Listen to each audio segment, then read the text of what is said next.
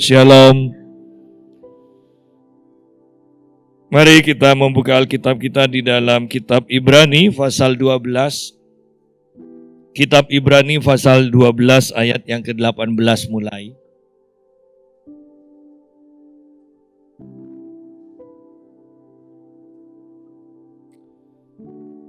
Sebab kamu tidak datang kepada gunung yang dapat disentuh dan api yang menyala-nyala, kepada kekelaman, kegelapan, dan angin badai, kepada bunyi sangkakala dan bunyi suara yang membuat mereka yang mendengarnya memohon, supaya jangan lagi berbicara kepada mereka.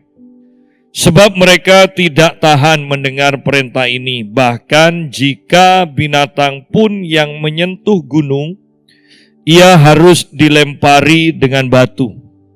Dan sangat mengerikan pemandangan itu sehingga Musa berkata, "Aku sangat ketakutan dan sangat gemetar.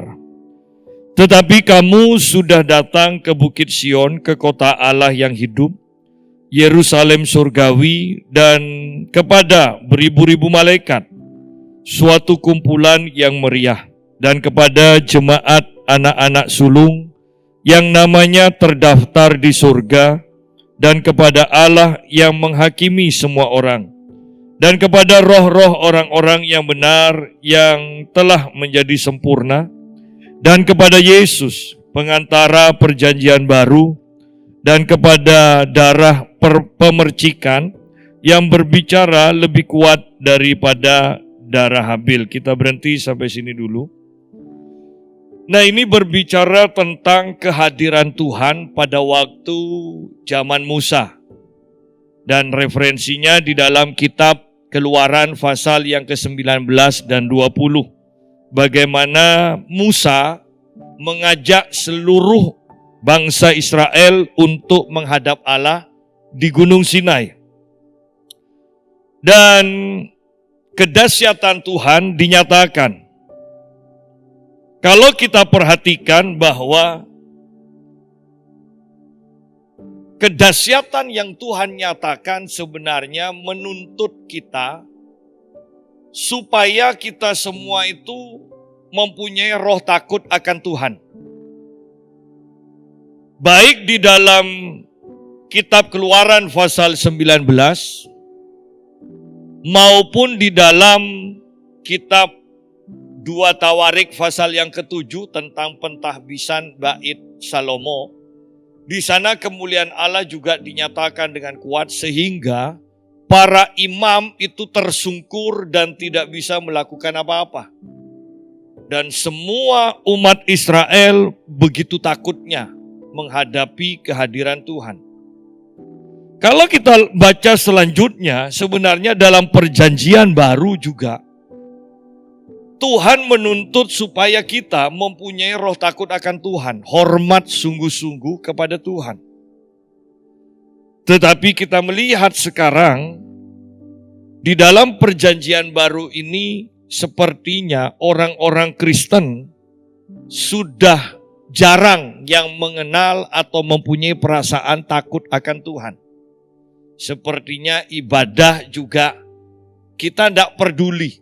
Maksud saya begini, Tuhan mau hadir, Tuhan mau tidak hadir, pokoknya saya datang, mau telat atau enggak itu urusan saya, Tuhan tidak mungkin hukum saya, Tuhan mengasihi saya, ya. Kita ngantuk, saya ngantuk atau enggak, tertidur atau enggak juga tidak menjadi masalah. Ya, memberi persembahan ala kadarnya atau tidak memberi persembahan apa katanya. Ya, seakan-akan kehadiran Tuhan itu tidak nyata bagi kita, sehingga kita itu berbuat semaunya kita sendiri. Kalau kita pergi ke gereja-gereja yang lebih besar, yang mempunyai kantin bahkan, ya kan? Itu bisa di tengah-tengah ibadah pun kita bisa melihat orang keluar masuk, ngantuk, makan dulu, minum dulu, masuk lagi. Ya. Sehingga kita memiliki gereja yang sepertinya kurang sungguh-sungguh di dalam beribadah. Hanya semau kita. Tetapi petang ini kita diingatkan Tuhan melalui firman-Nya, ini loh yang dikehendaki Tuhan. Ayat 18, bahkan judul perikopnya ini mengerikan. Judul perikopnya adalah tanggung jawab yang berat. Bahwa untuk beribadah itu merupakan tanggung jawab kita dan tanggung jawabnya berat. Ya. Kalau sudah tanggung jawabnya berat, berarti kita sungguh-sungguh seharusnya mempersiapkan diri. Mempersiapkan diri untuk beribadah ini. Ya. Ingat, ibadah seperti ini tidak bisa digantikan dengan ibadah online. Saya kembali mau tekankan, ibadah seperti ini tidak bisa digantikan dengan ibadah online. Karena kita ibadah seperti ini selalu saling mengimpartasikan roh kita. Nah, kita sedang memasuki waktu-waktu yang sangat menentukan. Di mana kalau kita perhatikan sistem dari antikris mulai diterapkan. Ya, mulai diterapkan. Tetapi Anda tidak perlu bingung karena kita ini yang kita mau sungguh-sungguh perhatikan ketika nanti antikrisnya satu penguasa tunggal itu muncul sungguh-sungguh. Ya, di sana baru akan pemisahan akan terjadi dengan sangat nyata. Iman kita sungguh-sungguh akan diseleksi. Mari kita lihat apa yang Tuhan kehendaki bagi kita. Sebab kamu tidak datang kepada gunung yang dapat disentuh dan api yang menyala-nyala. Kepada kekelaman, kegelapan, dan angin badai. Kepada bunyi sangkakala dan bunyi suara yang membuat mereka yang mendengarnya memohon supaya jangan lagi berbicara kepada mereka. Sebab mereka tidak tahan mendengar perintah ini. Bahkan jika binatang pun yang menyentuh gunung, ia harus dilempari dengan batu. Nah, perhatikan persiapan dari bangsa Israel dalam beribadah ini. Mari kita bandingkan dengan kitab Keluaran pasal yang ke-19. Saya ingin kita sungguh-sungguh dalam beribadah mulai sekarang. Karena banyak gereja, banyak jemaat Tuhan sekarang ini mulai kebingungan. Ya, mulai kebingungan. Dengan banyaknya nubuatan, banyaknya pendapat-pendapat hamba Tuhan yang membuat bingung. Ya, terutama tentang vaksin segala macam, ya, nggak usah bingung. Ingat ukuran ukuran Tuhan itu bukan apa yang kelihatan secara nyata, tetapi ukuran Tuhan adalah hati kita. Ya, ukuran Tuhan adalah hati kita. Karena saya tadi panjang lebar berbicara tentang gereja akhir zaman, tentang nubuatan, ya, tentang vaksin, tentang antikris, ya, dengan seseorang. Dan saya katakan sudahlah, tidak usah rumit-rumit, dengarkan suara hati, di mana Roh Kudus tinggal, sehingga kita akan tenang. Kalau kita sungguh-sungguh beribadah seperti tadi pagi saya katakan, maka kita akan bisa mempunyai kepekaan. Mana yang boleh, mana yang tidak. Mana yang meragukan, mana yang pasti. Ya. Nah, di dalam Keluaran pasal 19, ayat yang ke-10, saya mulai bacakan.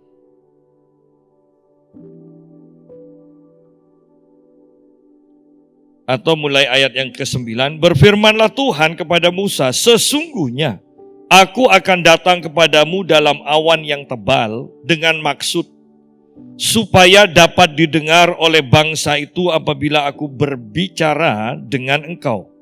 dan juga supaya mereka senantiasa percaya kepadamu. Lalu Musa memberitahukan perkataan bangsa itu kepada Tuhan. Berfirmanlah Tuhan kepada Musa, pergilah kepada bangsa itu, suruhlah mereka menguduskan diri pada hari ini dan besok, dan mereka harus mencuci pakaiannya. Menjelang hari ketiga mereka harus bersiap, sebab pada hari ketiga Tuhan akan turun di depan mata seluruh bangsa itu di Gunung Sinai.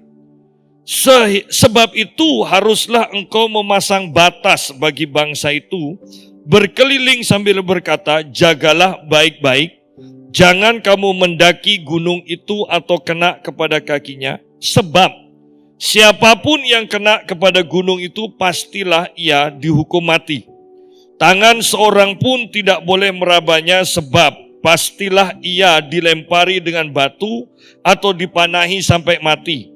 Baik binatang, baik manusia, ia tidak akan dibiarkan hidup. Hanya apabila sangkakala berbunyi panjang, barulah mereka mulai mendaki gunung itu. Lalu turunlah Musa dari gunung mendapatkan bangsa itu, disuruhnyalah bangsa itu menguduskan diri mereka, dan mereka pun mencuci pakaiannya. Maka kata Musa kepada bangsa itu, bersiaplah menjelang hari yang ketiga, dan janganlah kamu bersetubuh dengan perempuan. Dan terjadilah pada hari ketiga pada waktu terbit fajar, ada guruh dan kilat, dan awan padat di atas gunung, dan bunyi sangkakala yang sangat keras, sehingga gemetarlah seluruh bangsa yang ada di perkemahan. Lalu Musa membawa bangsa itu keluar dari perkemahan untuk menjumpai Allah, dan berdirilah mereka pada kaki gunung. Lihat di sini bahwa Allah itu sangat nyata, dan untuk datang kepadanya membutuhkan persiapan. Kenapa kita sekarang ini sepertinya menghadap Tuhan semau kita dan tanpa persiapan? Kembali seperti tadi pagi saya katakan, karena bagi kebanyakan orang Tuhan itu tidak nyata. Tuhan itu hanya sebuah cerita. Kita tidak pernah melihat Tuhan. Pendeta-pendeta yang memimpin kebanyakan juga tidak pernah berhadapan dengan Tuhan. Kita tidak pernah atau jarang mendengar suara Tuhan. Kita tidak pernah mendapatkan penglihatan tentang Tuhan. Sehingga bagi kita tanpa sadar, kita berpikir bahwa Tuhan itu tidak nyata. Seandainya Tuhan itu nyata bagi kita, maka pasti untuk menghadap kepada Tuhan yang dahsyat ini, Tuhan yang dahsyat dan nyata ini, maka kita akan mempersiapkan diri kita sungguh-sungguh. Di sini Tuhan sendiri yang berkata, kuduskan dirimu. Ya, kuduskan dirimu pada hari ini dan besok. Kemudian setelah itu hari ketiganya, baru mereka menghadap kepada Tuhan. Tidak mudah. Mereka sudah menguduskan diri saja. Ketika Tuhan menyatakan diri, ya, mereka tahu bahwa ini kalau ini lebih lama terjadi, bisa-bisa mereka mengalami kematian. Sehingga pada akhirnya bangsa Israel di pasal yang ke-20 berkata begini. Ayat yang ke-18 dan 19. Seluruh bangsa itu menyaksikan guruh mengguntur, kilat sabung menyabung, sangkakala berbunyi dan gunung berasap. Maka bangsa itu takut dan gemetar dan mereka berdiri jauh-jauh. Mereka berkata kepada Musa, engkaulah berbicara dengan kami, maka kami akan mendengarkan, tetapi janganlah Allah berbicara dengan kami, nanti kami mati. Tetapi Musa berkata kepada bangsa itu, janganlah takut, sebab Allah telah datang dengan maksud, ini maksudnya, untuk mencoba kamu dan dengan maksud supaya takut akan Dia ada padamu, agar kamu jangan berbuat dosa. Tujuannya Tuhan menyatakan diri dengan dahsyat supaya kita mempunyai rasa takut, roh takut akan Tuhan. Dengan kita takut akan Tuhan, maka kita akan berhati-hati dengan tindakan kita, sehingga kita tidak melakukan dosa. Itu loh yang diinginkan. Kita harus sungguh-sungguh sadar dan punya pengalaman dengan kedahsyatan Allah ini. Yesaya ketika bertemu dengan Tuhan secara langsung, dia katakan, celakalah aku orang yang najis bibir, aku binasa. Nah, ada roh takut akan Tuhan yang begitu mencengkram akan diri Yesaya ini. Bagaimana dengan Petrus ketika melihat kemuliaan Tuhan? Ketika dia mendapat berkat-berkat yang menggambarkan kemuliaan Tuhan. Petrus katakan, Tuhan, pergilah, aku orang berdosa, kata Petrus. Ada rasa takut akan Tuhan. Bagaimana ketika bait Salomo dipenuhi dengan kemuliaan Tuhan? Maka mereka tidak sempat lagi untuk melayani Tuhan, tetapi mereka tersungkur. Mereka penuh dengan ketakutan akan Tuhan. Kalau kita perhatikan kitab Wahyu, kita akan sering membaca Rasul Yohanes sedikit-sedikit tersungkur, dan mengatakan juga tubuhnya begitu lemas, tidak bisa bangkit lagi. Ada ketakutan yang mencengkram Rasul Yohanes. Nah, roh takut akan Tuhan yang seperti ini, kalau kita mau jujur, kebanyakan sekarang sudah tidak tampak di banyak gereja. Padahal kalau kita sungguh-sungguh takut akan Tuhan, mengalami Tuhan, kita pasti punya takut akan Tuhan. Ya. Saya ingat sungguh-sungguh ketika saya ngantuk dan masih berpikir pagi hari, mau doa atau mau lanjut tidur. Mau doa atau lanjut tidur. Tiba-tiba kaki saya ada yang mukul dan saya mendengar suara sak. Dan saya lihat kiri kanan tidak ada orang. Saya tahu ada malaikat Tuhan dan roh takut akan Tuhan mulai mencengkram saya dan saya langsung berdoa. Walaupun awalnya antara ngantuk tidak, tetapi ketika sudah dipukul sak dan saya mendengar suara itu, maka otomatis roh takut akan Tuhan itu membuat tubuh saya segar untuk menyembah Tuhan. Oleh karena itu saya menekankan setiap kita harus sampai dalam pengalaman bertemu dengan Tuhan. Tidak mudah, iya. Oleh karena itu kita sering membaca, nantikan Tuhan, menanti-nantikan Tuhan, mencari Tuhan dengan tekun. Selalu dan sering kita membaca hal ini di dalam Alkitab. Orang yang menanti-nantikan Tuhan, nantikan Tuhan, berharap, itu sama aja. Berarti untuk bertemu Tuhan tidak mudah. Bangsa Israel di dalam Keluaran pasal 19, mereka membutuhkan persiapan 2 hari. Bangsa Israel di bawah kepemimpinan dari Salomo membutuhkan banyak harta benda yang harus diberikan, dipersembahkan kepada Tuhan untuk pembangunan bait Allah dan peralatan dari bait Allah itu. Setelah itu persembahan yang begitu besar yang dikatakan tidak terhitung. Berarti kalau sapi, domba 20.000 itu kan terhitung. Kalau sudah tidak terhitung itu bagaimana?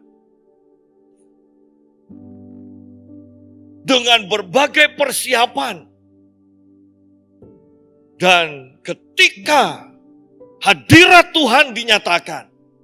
Bahkan mereka tidak sempat mengadakan ibadah. Mereka semua dicengkram oleh roh takut akan Tuhan.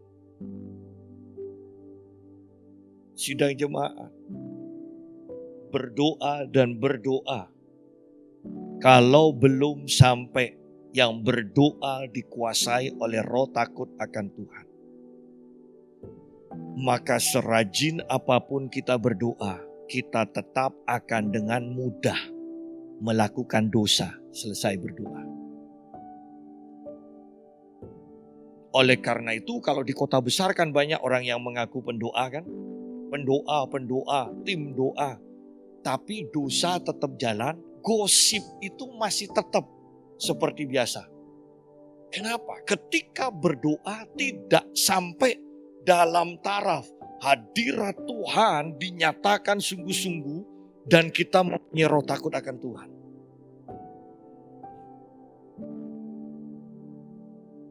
Bangsa Israel membutuhkan persiapan untuk bertemu dengan Tuhan. Itu pun mereka menyadari bahwa mereka bisa-bisa mati. Nah, kembali kepada pembacaan kita di dalam kitab Ibrani pasal 12. Saya menginginkan di akhir zaman kita semua bertemu dengan Tuhan, sehingga iman kita sungguh-sungguh akan dikuatkan. Bersyukur bahwa kita sekarang bisa rajin beribadah seperti sekarang, dan saya pun bersyukur kita ada di kota kecil. Saya bersyukur juga akhir-akhir ini juga tidak ada tamu. Karena saya melihat di kota besar, banyak jemaat Tuhan yang mengalami kebingungan. Dengan prinsip, dengan nubuatan, dengan penglihatan berbagai macam hamba Tuhan yang membingungkan. Dan saya pada akhirnya mengatakan bahwa yang terpenting adalah mempelajari firman dengan sungguh-sungguh. Yang terpenting adalah menjaga hati. Kapanpun Tuhan mau memanggil kita. Ya. Jadi percuma kita ada di rumah terus menyembunyikan diri, takut sakit, takut mati. Tetapi tanpa mempersiapkan hati. Ya. Ingat loh, virus ini kan lewat udara kan? Berarti di rumah kita pun ada udara kan? Ada udara kan? Berarti ada virusnya juga. Ya. Kalau di rumah kita tidak ada udara, Anda aman. Karena Anda sudah mati. Ya. Jadi kadang kita itu aneh-aneh aja orang-orang. Ya. Yuk kita lihat ayat yang ke-21. Ayat yang ke-20 saja. Sebab mereka tidak tahan mendengar perintah ini, bahkan jika binatang pun yang menyentuh gunung, ia harus dilempari dengan batu. Dan sangat mengerikan pemandangan itu sehingga Musa berkata, aku sangat ketakutan dan sangat gemetar. Ini Musa yang mengatakan, aku sangat ketakutan dan sangat gemetar. Ya.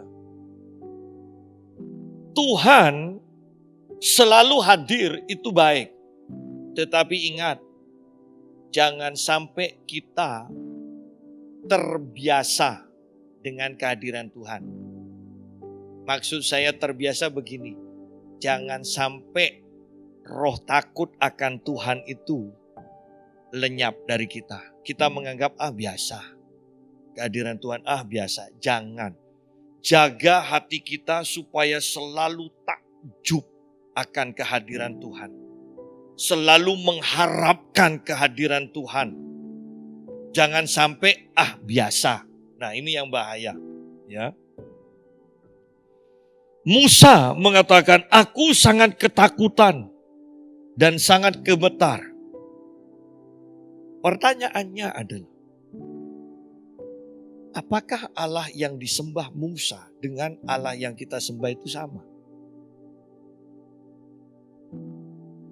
Kalau Musa yang berhadapan muka dengan Tuhan bisa begitu takutnya sampai gemetar. Bisa bayangkan Allah yang maha besar itu, maha kuasa, sekarang tinggal di dalam kita. Tapi kok biasa? Apakah sungguh-sungguh Tuhan tinggal di dalam kita? Kalau Musa yang masih ada jarak saja, di luar tubuhnya Musa sampai gemetar. Bagaimana mungkin Tuhan yang menyertai kita, Tuhan yang di dalam kita, tidak membuat kita punya roh takut akan Tuhan? Jangan-jangan Tuhannya beda. Jangan-jangan memang Tuhan tidak tinggal di dalam kita. Ini harus jadi pemikiran. Kita harus merenungkan ini. Musa katakan, aku sangat ketakutan dan sangat gemetar.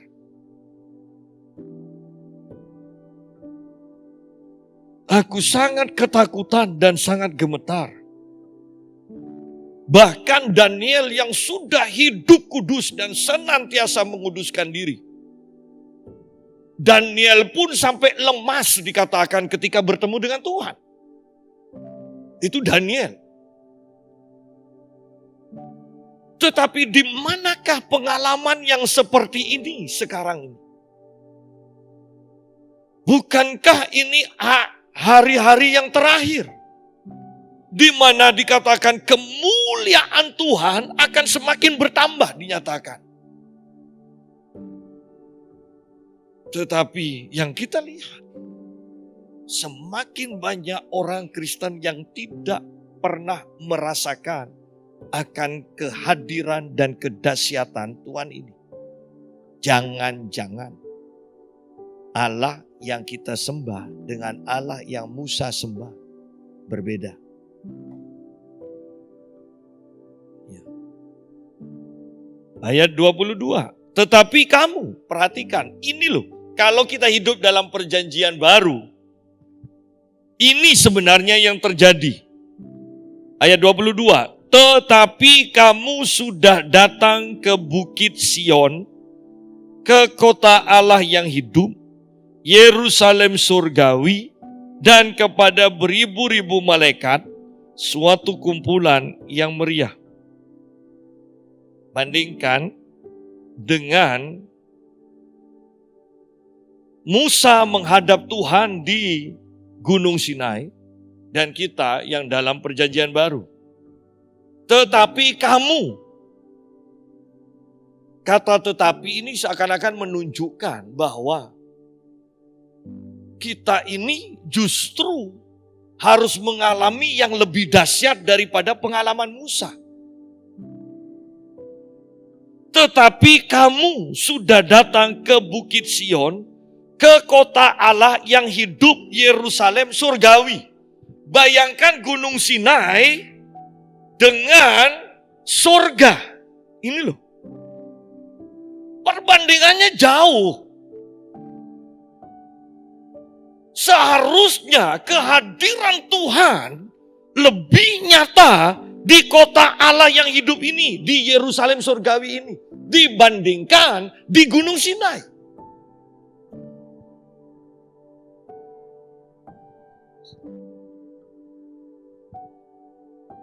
Saya selalu katakan ketika istri saya bertanya, sudah persiapan?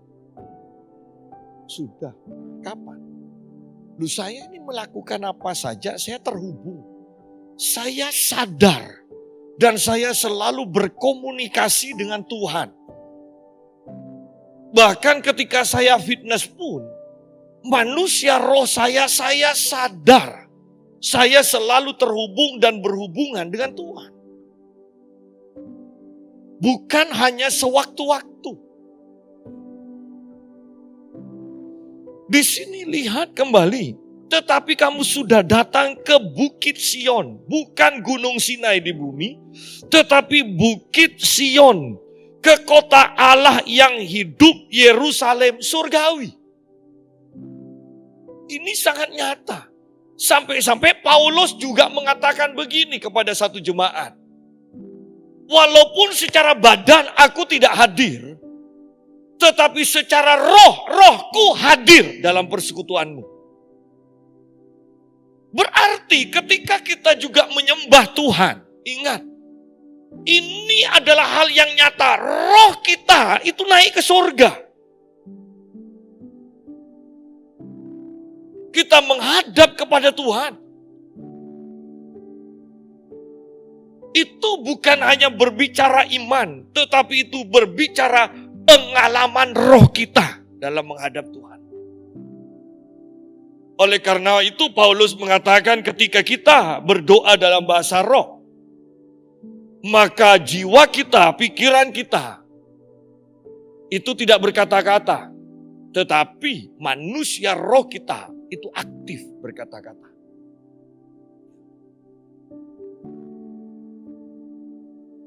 Jadi, hal yang seharusnya lebih dahsyat terjadi di perjanjian baru, di gereja perjanjian baru, ternyata kita sekarang tidak menemukan atau jarang menemukan. Jangan-jangan kita menyembah Allah yang beda dengan Musa. Jangan-jangan. Ke kota Allah yang hidup, Yerusalem surgawi. Dan perhatikan ini juga, kepada beribu-ribu malaikat. Kepada beribu-ribu malaikat. Kita berhadapan dengan 1-2 malaikat saja bisa gemetar. Tetapi ini jelas dikatakan bahwa kita ini ketika kita berdoa, ketika kita menghadap Tuhan, sebenarnya di hadapan kita juga, selain Tuhan ada ribuan malaikat. Bagaimana ketika abdi dari Elisa, ketika Elisa berdoa supaya Tuhan membuka matanya dan dia melihat ribuan malaikat, Anda bisa bayangkan bahwa abdi Allah ini juga pasti gemetar ketika melihat ribuan malaikat.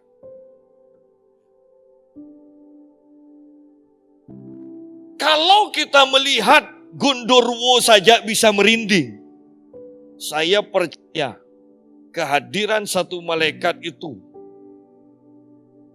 atmosfernya atau hadiratnya jauh lebih kuat daripada roh jahat. Dan di sini sekarang dikatakan ribuan malaikat. Tetapi heran kan, kembali saya mau ajak kita berpikir dan merenungkan keadaan kita. Kok tidak ada merindingnya sama sekali? Kok tidak ada takut akan Tuhan? Bahkan yang lebih aneh lagi, tidak pernah sadar bahwa ada malaikat di hadapan atau di sekitar kita.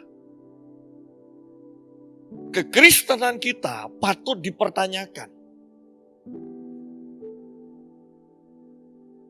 Kepada beribu-ribu malaikat. Sidang jemaat, bandingkan kembali. Kalau satu orang, satu malaikat bisa mengalahkan 185.000 tentara. Berarti satu malaikat ini mempunyai wibawa dan otoritas yang sangat luar biasa. Ya. Anda perhatikan bahwa kalau seorang mungkin CEO berdiri berhadapan dengan satpam perusahaannya. Anda lihat posisi mereka, Anda lihat kepala mereka mungkin menunduk. Bahkan ketika didekati sedikit mungkin ada yang gemetar. Mereka berpikir takut ini kesalahanku ini diungkit. Ya. Bayangkan satu malaikat memimpin, ya, atau wibawa seseorang yang memimpin 185.000 orang. Wibawa orang itu seperti apa?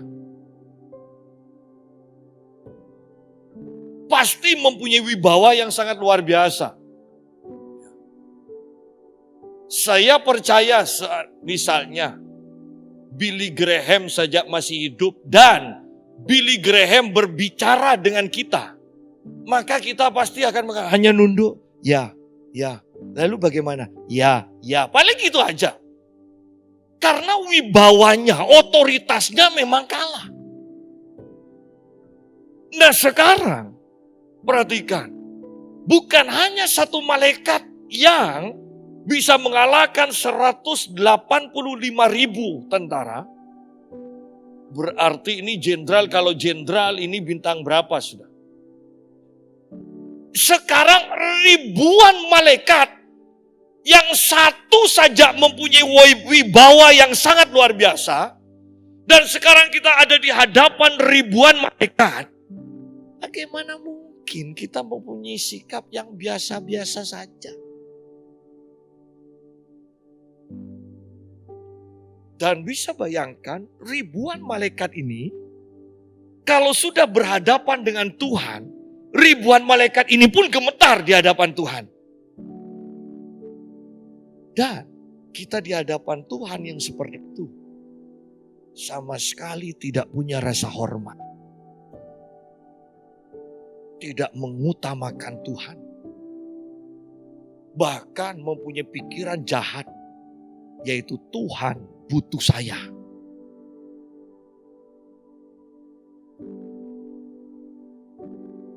Dan ini akhir zaman.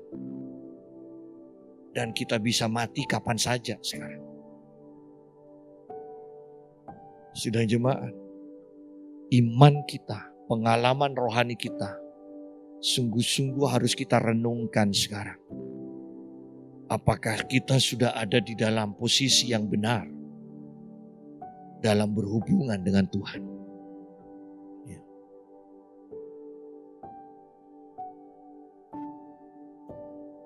Suatu kumpulan yang meriah, ayat 23.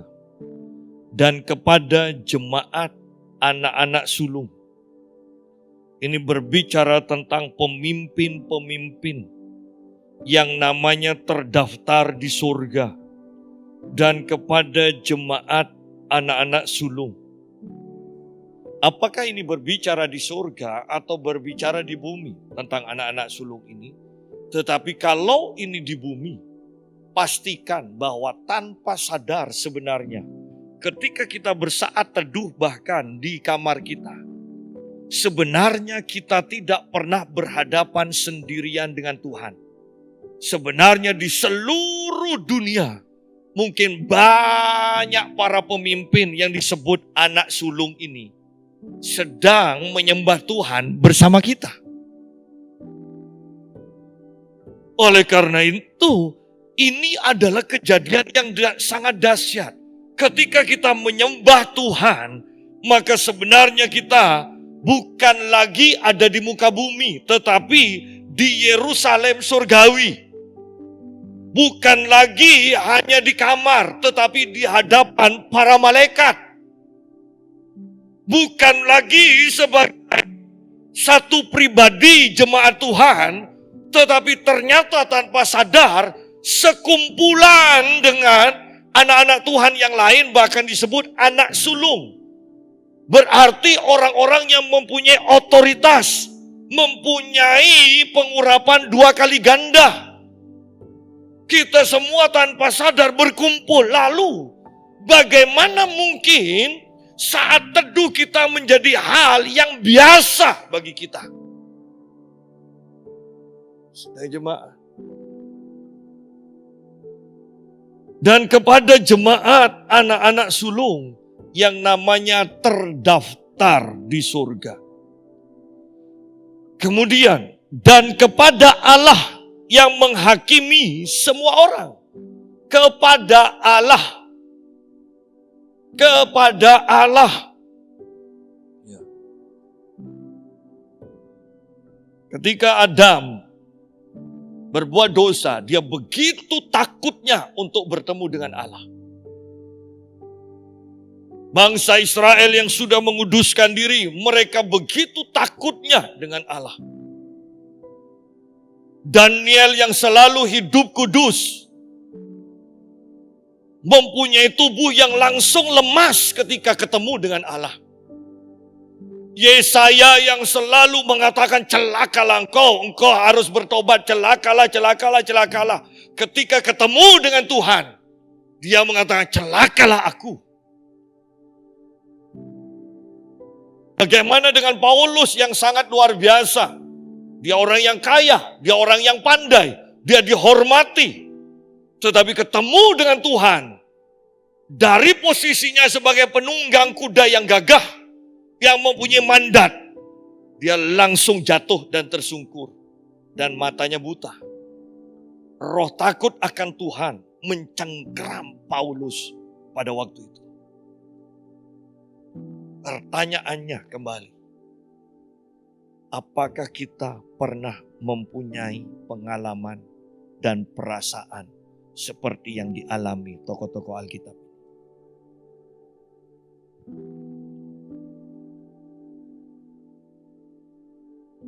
Kita harus mencari Tuhan sungguh-sungguh. Karena kalau tidak, kita akan diombang-ambingkan di dalam kehidupan kita di dunia ini.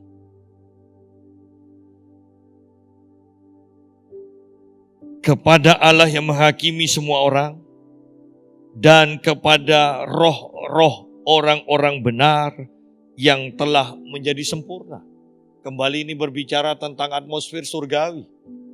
Roh-roh orang benar yang telah menjadi sempurna. Bukan hanya itu, kepada Yesus juga pengantara perjanjian baru.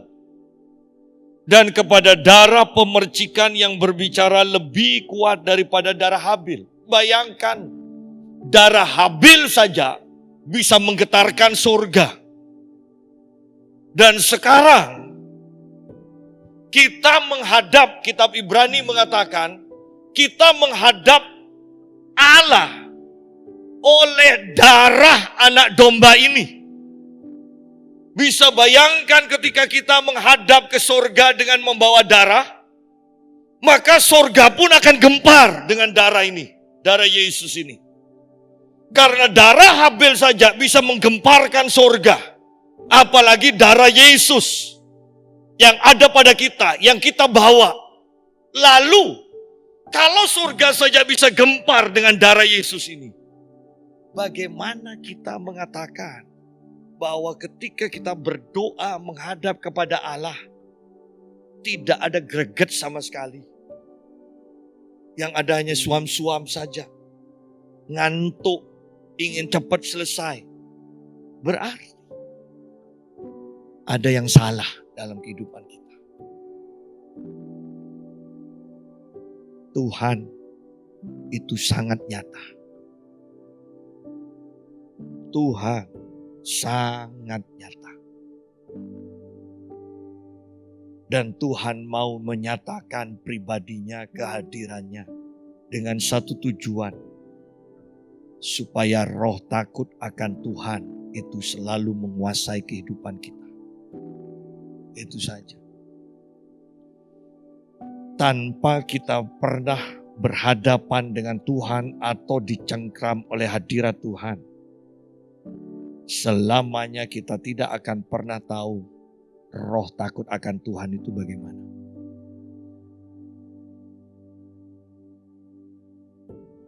Ada waktu-waktu tertentu doa itu sangat melelahkan dan sangat menakutkan. Ada waktu-waktu tertentu di mana dosa-dosa kita yang kita anggap sepele, ketika Tuhan perlihatkan di hadapan kita, kita bisa meratap, kita bisa menangis bahwa ternyata dosa itu tidak sepele. Dosa itu membuat diri kita jijik. Dosa itu membuat kita merintih di hadapan Tuhan. Bahkan bukan hanya mulut yang merintih, tetapi kita kadangkala tubuh kita pun bisa sampai mencengkram seperti ini dan Anda akan kelelahan berdoa seperti itu. Kenapa? Itulah doa di hadapan hadirat Tuhan. Dan jemaat, sungguh persiapkan iman kita, persiapkan diri kita untuk mempunyai pengalaman seperti ini. Sehingga ketika kita menghadapi akhir zaman ini, kita tidak akan bimbang lagi. Kita punya keyakinan iman yang kokoh. Ayat 25. Jagalah supaya kamu jangan menolak Dia yang berfirman. Jangan menolak Tuhan yang berfirman. Sebab jikalau mereka yang menolak Dia yang menyampaikan firman Allah di bumi tidak luput, apalagi kita jika kita berpaling dari Dia yang berbicara dari surga. Sidang jemaat, ada di beberapa terjemahan Alkitab, kata Dia di sini itu sebenarnya huruf kecil. Jagalah supaya kamu jangan menolak Dia yang berfirman. Dia ini huruf besar. Sebab jikalau mereka yang menolak Dia, ini huruf kecil. Dia, bahkan firman Allah yang hidup mengatakan, sebab jikalau mereka yang menolak Musa yang menyampaikan firman Allah, ya, di bumi tidak luput, apalagi kita jika kita berpaling dari Dia, ini Tuhan, yang berbicara dari surga. Jadi ketika umat Israel menolak apa yang Musa sampaikan, yaitu firman Allah yang disampaikan Musa, mereka menolak, mereka binasa. Apalagi kita ini yang hidup dalam perjanjian baru ini. Kita itu mendengar suara Tuhan dari surga secara langsung di dalam hati nurani kita. Di dalam roh kita. Dan ayat ini mengingatkan kita loh. Kalau orang yang menolak Musa yang menyampaikan firman Tuhan itu tidak luput dari penghukuman, apalagi kalau kita yang mendengar suara Tuhan dari surga berbicara langsung di dalam hati kita. Bagaimana kita luput kalau menolak? Berapa banyak dari kita yang menolak firman Tuhan yang memberikan pengarahan di dalam hati kita? Berapa banyak? Ketika disuruh berdoa sekarang, tunggu nanti. Akhirnya tidak berdoa. Disuruh memberikan persembahan khusus, kita mulai berpikir masih banyak keperluan yang aku harus lakukan. Akhirnya tidak pernah memberikan persembahan khusus. Disuruh mengampuni oleh Tuhan, kita mengatakan kok enak. Orang aku yang dirugikan kok mengampuni. Banyak dari orang yang menyebut dirinya Kristen tidak mentaati, tidak menghiraukan suara Tuhan yang berfirman dari surga langsung kepada hati kita. Dan kalau orang menolak suara Tuhan yang disampaikan oleh Musa, mereka tidak luput dari penghukuman. Apalagi kita dalam perjanjian baru. Karena Tuhan berbicara langsung. Tuhan berbicara langsung. Tetapi banyak umat Tuhan yang tanpa sadar, saya katakan mungkin tanpa sadar, menolak Dia. Ayat 26. Waktu itu suaranya menggoncangkan bumi. Waktu itu, waktu zaman Musa, waktu di Gunung Sinai itu, suaranya menggoncangkan bumi. Tetapi sekarang Tuhan memberikan janji. Satu kali lagi aku akan menggoncangkan bukan hanya bumi saja, melainkan langit juga.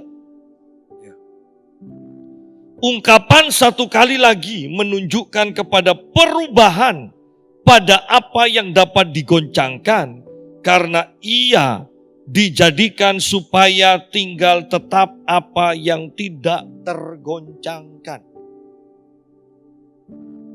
Pada akhirnya semuanya akan digoncangkan. Kalau ketika Allah menggoncangkan Gunung Sinai saja, semuanya mengalami ketakutan. Itu padahal hanya gunung, pohon-pohon yang digoncangkan pada waktu itu. Mungkin batu-batu juga yang digoncangkan. Tetapi bisa bayangkan bahwa satu kali lagi Tuhan akan menggoncangkan bukan hanya gunung, bahkan bukan hanya darat. Saya percaya laut pun akan digoncangkan, sungai akan digoncangkan, dan langit di mana ada planet, ada bintang-bintang, semuanya digoncangkan. Anda bisa bayangkan. Sehingga bahkan orang yang mempunyai uang paling banyak pun, pada waktu masuk di dalam kegoncangan seperti itu, mereka akan goncang. Orang yang paling sehat pun akan digoncangkan. Orang yang punya otoritas paling besar pun akan digoncangkan. Yang tidak tergoncang pada akhirnya hanya satu. Anda pernah membaca? Firman-Mu tetap teguh untuk selama-lamanya di surga. Hanya firman yang tidak akan tergoncangkan. Dan ketika kita mempunyai firman yang kuat di dalam diri kita, ketika kita menerima firman, merenungkan firman, menjadi satu dengan firman itu, apapun yang terjadi, kita tidak akan tergoncangkan. Karena Alkitab juga mengatakan damai sejahtera Allah yang melampaui segala akal dan pikiran akan memenuhi hati dan pikiran. Bagaimana damai sejahtera Allah menguasai hati dan pikiran kita? Melalui firman. Ketika firman itu menguasai hidup kita, dikatakan damai sejahtera Allah. Atau saya sederhanakan saja, ketika firman itu menguasai hati dan pikiran, maka Allah juga akan memenuhi hati dan pikiran. Sehingga kita tidak akan tergoncang.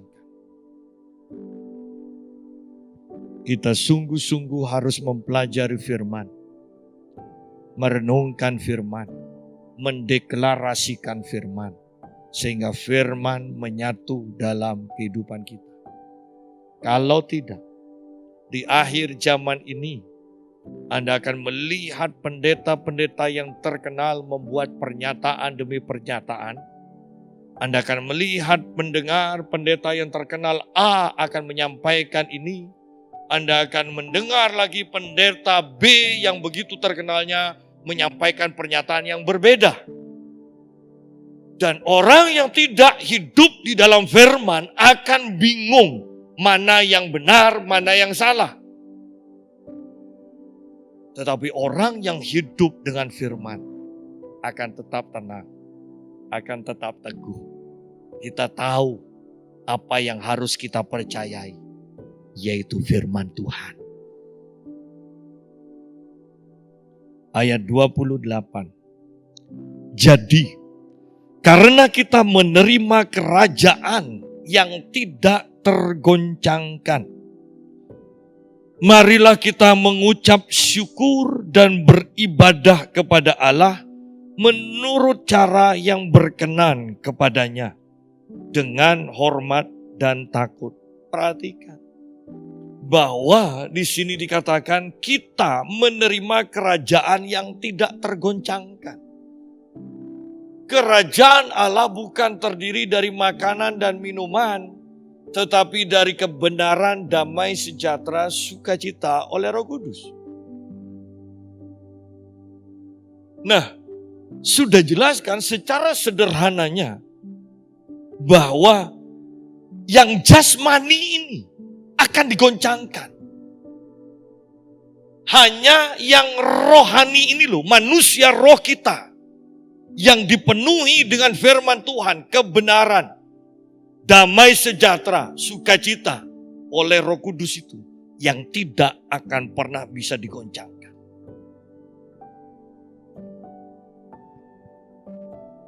Oleh karena itu, kita tahu bahwa kita tidak akan tergoncangkan, maka dikatakan marilah kita mengucap syukur dan beribadah kepada Allah menurut cara yang berkenan kepadanya. Ternyata bukan hanya sekedar ibadah, tetapi ibadah yang berkenan, ibadah yang menyenangkan, ibadah yang ditetapkan Allah itu bagaimana? Ibadah yang disertai sikap hormat dan takut akan Tuhan. Tanpa ibadah kita disertai rasa hormat dan takut akan Tuhan, maka ibadah kita tidak berkenan, tidak diterima oleh Tuhan. Kalau kita mau jujur, dari sekian banyak orang yang beribadah, jutaan, mungkin miliar kan, apakah mereka semua beribadah kepada Tuhan dengan rasa hormat dan takut akan Tuhan? Tidak. Bahkan jauh lebih sedikit orang yang beribadah kepada Tuhan dengan hormat dan takut akan Tuhan. Karena itu orang-orang yang diselamatkan nantinya disebut sisa. Anda kalau makan kan, kalau sisa itu kan pasti lebih sedikit daripada yang kita makan. Kalau sisanya lebih banyak berarti Anda sakit. Kalau kita sehat pasti sisanya itu sedikit. Ya, kalau ada sisa. Kalau ada sisa. Saya berharap walaupun sedikit ada sisa. Sesuai dengan firman Tuhan. Umat Tuhan yang akan diselamatkan. Tugas kita untuk membagikan pengalaman hadirat Tuhan ini kepada orang-orang di sekeliling kita. Tugas kita untuk menyatakan kehadiran Tuhan kepada orang-orang. Tugas kita untuk mendemonstrasikan juga pelayanan para malaikat, bahwa semua itu nyata. Semua yang orang-orang biasa tidak bisa lihat, tidak bisa rasakan. Sebenarnya itu semua adalah pengalaman yang sangat nyata. Yang akan membuat kita dan orang-orang yang mengalaminya hormat dan takut akan Tuhan. Ayat 29 mengatakan, sebab Allah kita adalah api yang menghanguskan. Berarti, bukankah kita harus hati-hati di hadapan Tuhan? Tetapi kita melihat banyak orang yang sembrono di hadapan Tuhan.